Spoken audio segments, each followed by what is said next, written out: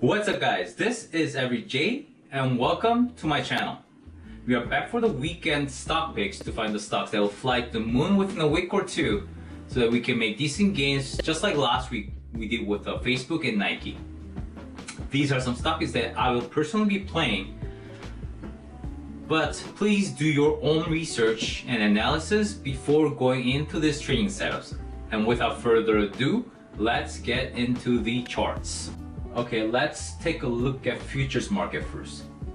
Right now, the futures market is open and they are looking pretty strong. As you can see, it's having a green day right now.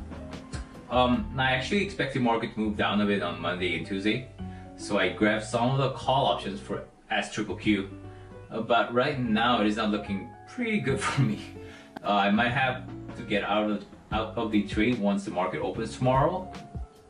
But I grabbed it as hedging for one of my portfolios, so it won't be too much damage even if I lose on the trade. But I'll be still holding the call options until if it breaks above maybe 13,800 points. These are some lines that I drew, thinking they would help some of you that looking to adding into the long-term portfolio. If you want to buy something this week, you have to watch out for these 2 points. I think for Nasdaq, you want Nasdaq to defend 13,300 points, staying above this line, and you want it to break above 13,800 points above this line and stay up there in order for it to make a new highs. But as for me, I won't be loading up more equities as the market looks too extended in my opinion. I'll be happy with what I have for now, even if the market moves up. This is about risk and reward thing. Everyone should play their own book in long-term holdings. I only pick up shares for long-term whenever, let's see here, whenever this kind of move happens here. These big dips is what I'm looking for when I'm adding into my long-term holdings. And as for SPY here, I believe we have more legs to go up, maybe up to 4,400 points, maybe a bit less than that. Right now, what I'm seeing is that we are running up wave 1 to 5 here. This fifth wave might be over right around there. Maybe around there, but I think it might climb slowly back up to 4,400 points. But the reason I'm not adding into the long-term position, even if I see the market might go up, is that usually fifth wave is less exponential, if you know what I mean. The wave from second to third is usually more exponential, as you can see. So this minute move is not what I'm looking for when I'm planning to add onto my long-term holdings. And now let's get into the stock picks. First up is Disney. Disney is one of the largest shareholdings in my long-term portfolio right now, and it is one of the company that I believe will explode in their revenue post-pandemic. They had an amazing run-up, as you can see here.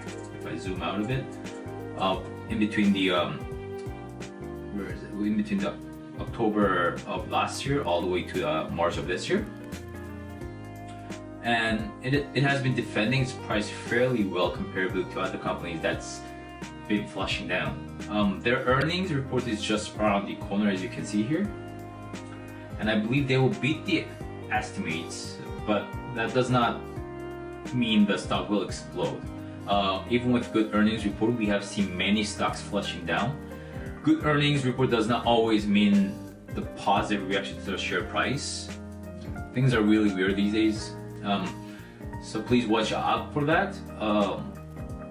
So I will patiently wait for the earning report to come out and go into this trading most probably.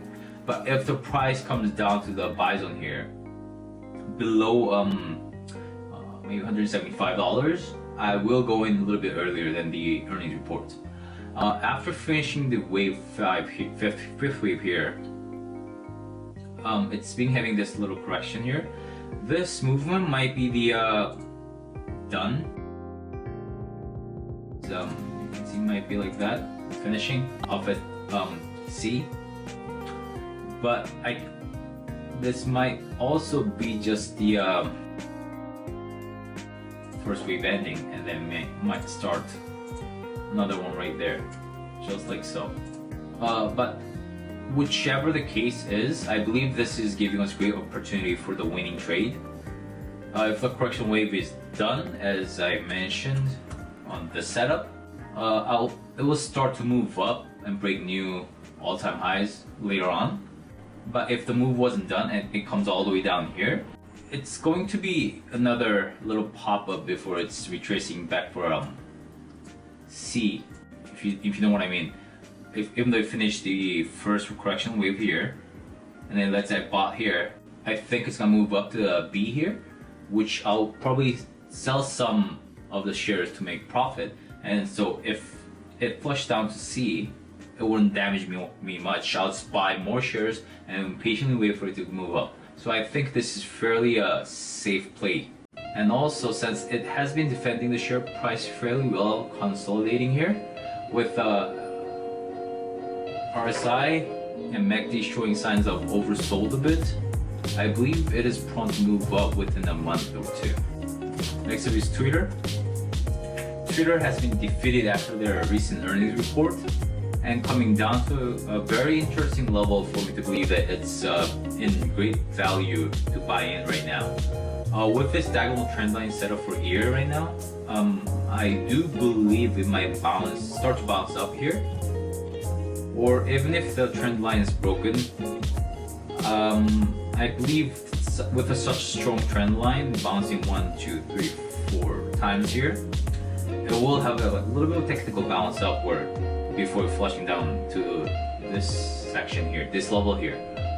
So I'll be comfortable buying in right now and make a profit in between here.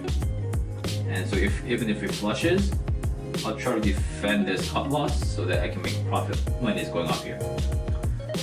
This might be setting up for this might be done having a correction wave A to C here. But if it's not done and making this kind of A, C, D, and E here, so if you don't have enough funds in your account to have a double buy zone, you can have cut loss very close after this buy zone and re-enter the trade here. Next up is Boeing.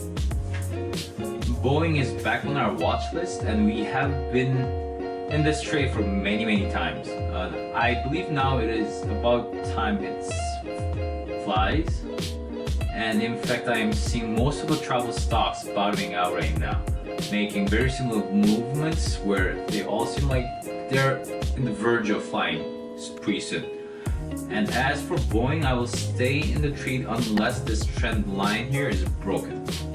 Loving the setup for now, and I like how its RSI is quite down as well, but price is very protected right now. Next up is Safe, and this goes same for the Safe as well, since it's another airline stock. Spirit Airline is making very unique correction wave after finishing their impulsive wave here, 1 through 5. It is forming lower highs in this correctional wave, but defending this previous low.